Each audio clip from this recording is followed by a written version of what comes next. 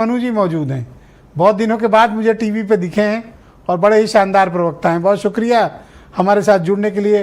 नीतीश कुमार की पार्टी यानी जनता दल यूनाइटेड के प्रवक्ता हैं मनोज जी, बहुत शुक्रिया आपका।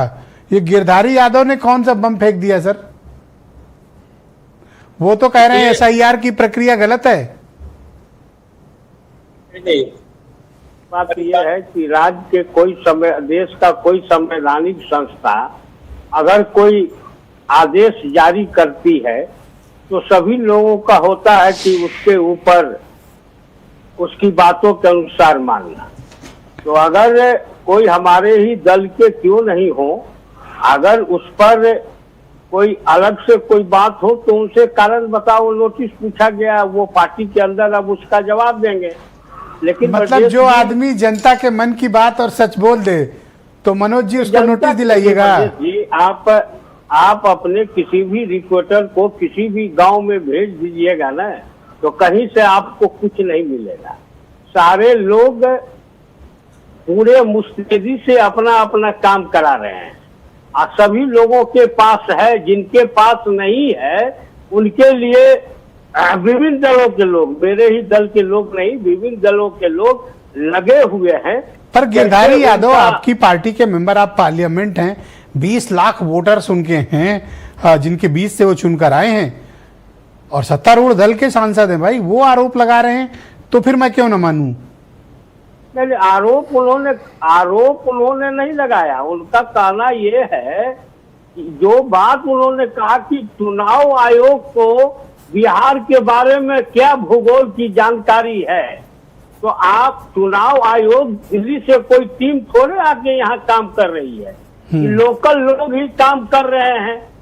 जो भी है, चाहे हमारे टीचर हो या हमारे तो आप कह रहे हैं कि गिरधारी जी ने कोई आपत्तिजनक बात नहीं कही मनोज जी, तो आपकी पार्टी ने उनको नोटिस क्यों दिया? नोटिस दिया इसी सवाल पर कि आप इस विषय पर जो आप बोले हैं, आपके पास कोई होगा ना कारण का आप जवाब दीजिए। अब वो जवाब देंगे तो पार्टी तो डेमोक्रेटिक प्रोसेस में कोई मेंबर ऑफ पार्लियामेंट अपनी बात रख रहा है तो उसका गला पकड़ोगे, उसका मुंह बंद करोगे नोटिस देके? ये गला पकड़ने की कौन सी बात हो गई? अगर आप कुछ गलत बोल रहे हैं तो पार्टी को तो है अधिकार कि आपसे पूछ सकती है। इसमें तो कोई भाई ऐसा क्या है कि SIR की प्रक्रिया में बीजेपी और जनता दल यूनाइटेड को कोई प्रॉब्लम नहीं है? You are more than happy. बाकी को प्रॉब्लम है और आपके एक सांसद को भी प्रॉब्लम है। को भी प्रॉब्लम नहीं है।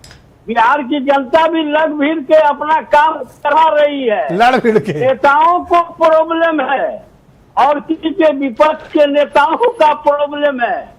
ब्रजेश जी, हम आपसे आग्रह करेंगे कि कोई ऐसी आप दिखाइए कि जो सुप्रीम कोर्ट में जिस पर सुनवाई चल रही हो और उस पर कोई बहस सदन के अंदर हुआ हो, चाहे लोकसभा के अंदर या विधानसभा के अंदर। अच्छा, आपने तेजस्वी यादव का स्टेटमेंट सुना है? विषय पर बातचीत हुई, पूरे तरह से सभी दल के नेताओं ने अपनी बातें रखी है और उसके बाद सरकार ने स्पष्ट रूप से कहा है कि एक भी जेन्युइन वोटर का नाम नहीं कटेगा।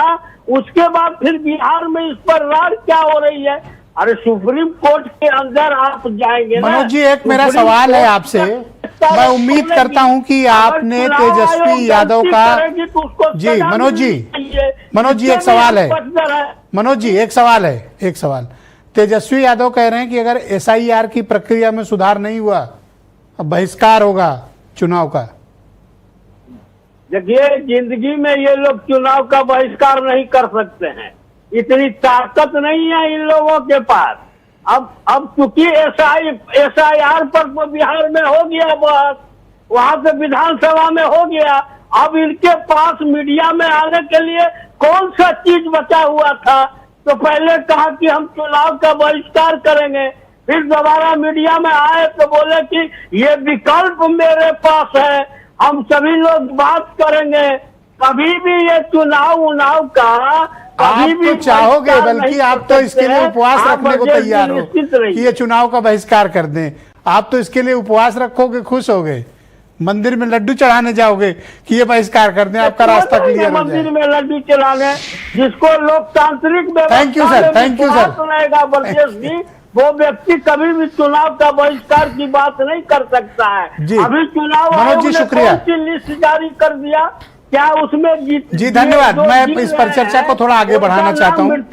बहुत धन्यवाद सर, धन्यवाद सर। राष्ट्रीय जनता दल यानी लालू यादव और तेजस्वी